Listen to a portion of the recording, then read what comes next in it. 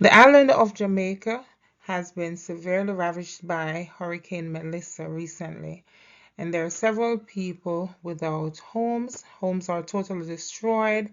Many people lost their lives, and the people are without food, clothes, and basic necessities. In an effort to help, Power Benevolence will be collecting non-perishable food, care products, and monetary donations to assist the people of Jamaica. Your contribution will go a long way to bring comfort and hope to the people in need. To make donations, you can scan the QR code on the screen or visit our website at powerbenevolence.org.